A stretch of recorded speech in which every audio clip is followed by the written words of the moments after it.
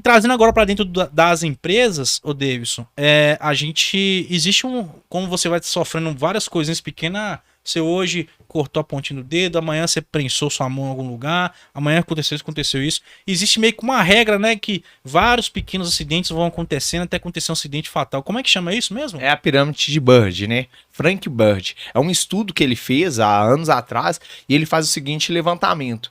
Ele viu que toda hora que acontece os pequenos incidentes, que é aquilo que poderia levar a um acidente, ou poderia levar a um acidente mais grave, aí porque quando já tem um corte, quando já é um acidente, mas muitas vezes é simplesmente passado ali, não, foi só um cortezinho. Beleza, aí acontece de novo, foi só um tropeção. Aí essas tantas condições, ele fez uma análise que conforme você vai tendo um número grande de incidentes, você vai chegar a acidentes mais leves, acidentes graves e acidentes fatais.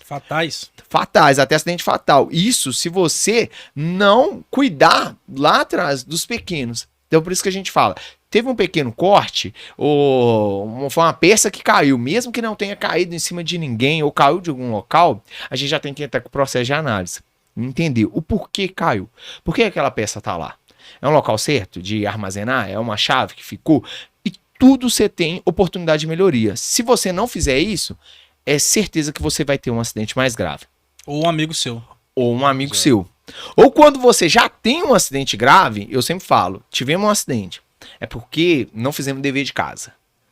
Porque já tinha várias coisas, conforme a pirâmide de Bird, ele deixa, esse estudo de Bird, ele já deixa claro pra gente, que é várias ações que eu poderia ter feito antes e não fiz que me levaram a esse acidente. Então por isso que os incidentes, aquilo que quase levou a um acidente, até essa situação que você está dividindo, um esquecimento, que isso também, se é um esquecimento, se um teve, outros podem ter. Então eu vou ter que aumentar o meu processo de conscientização, vou fazer uma semana que eu vou tocar mais nesse tema, porque eu vi que está relacionado a processo, a pessoas, não é a processo, a atitudes. Então eu vou focar nisso, entendeu? É uma chave que tinha que ficar numa posição, ela não ficou. Aí quando você vai entrar um processo de leitura, quando você vai ver, você vê que tem várias coisas que você pode melhorar. É o meu quadro, onde que tinha que ter um processo de 5S, que todo mundo termina a atividade, tinha que estar lá, por isso que vai acontecer mais vezes. A próxima vez pode ser mais grave.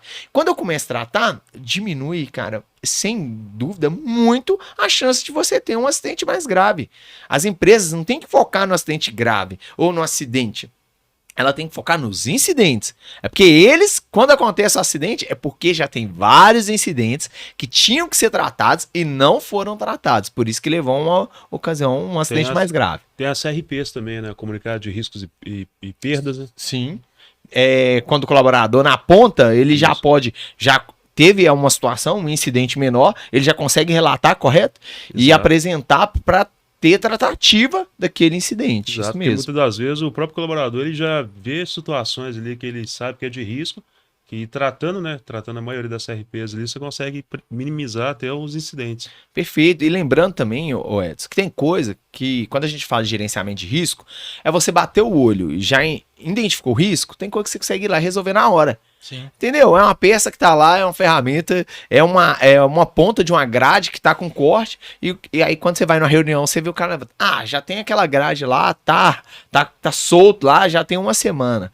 E aí lá e apertar, cara, é virar a ponta da grade, é colocar, a gente fala, se você não pode fazer nada, no mínimo, sinaliza. Coloca uma plaquinha, se eu tenho uma fita zebrada, coloca uma fita zebrada, aumenta pelo menos a visibilidade, você já está minimizando o risco, né? Você já está ajudando nesse processo. Não acha que tem que fazer algo mirabolante, eu tenho que ir lá, tem que comprar outra proteção, porque se eu não tiver, a NR12 fala que tem que ter a proteção completa, se não tiver, o cara ninguém faz nada, né? Aí deixa o risco lá. Sem que tem várias outras coisas que você pode fazer de imediato para minimizar. A visão, eu até falo, de segurança é essa, eu não consigo eliminar, eu tenho que ter ações para minimizar esse risco.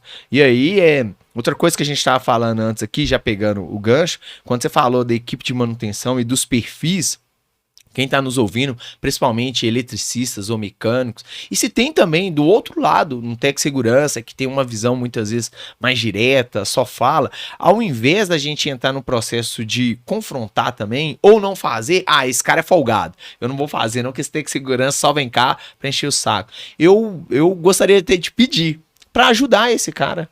chamar ele e falar, vem cá, entende um pouquinho, tem um pouco de empatia, porque quando você entende a dificuldade, fica mais fácil de vocês acharem as soluções, porque no final das contas, alguém vai ser prejudicado diante de uma ocorrência de acidente, podendo ser você ou o colega de trabalho. Quando você traz esse profissional pro seu lado, vocês conseguem trabalhar junto, entendeu? E muitas vezes o Tec Segurança também tem que ter empatia.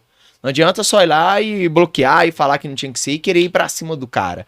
Tem que ter antes, a primeira coisa que nós temos que fazer é ouvir o cara, entender as dificuldades, porque talvez não depende dele também, e aí você entrar até pra ajudar nos processos, porque talvez é algo muito maior. Você tá lá batendo o cara, porque tem isso também. O cara sabe que tem um tanto de coisa que a empresa tinha que fazer, mas não, acha mais fácil bater no cara. Não adianta. E também mudar o pensamento, né? Às vezes tem Tec Segurança, assim, eu falo que eu já vivenciei que às vezes tá vendo a pessoa executando a atividade ali de forma incorreta, tá havendo risco ali, pode machucar a qualquer momento, e ao invés de chegar na pessoa e já parar a atividade e instruir, preocupa mais do que, não, eu vou anotar aqui primeiro, vou mandar um e-mail lá pro coordenador falando o que tá acontecendo, vou, sei lá, tentar punir de alguma forma e deixa a pessoa naquela atividade. Então, assim, se a situação tá de risco, por que já não para logo a atividade ali?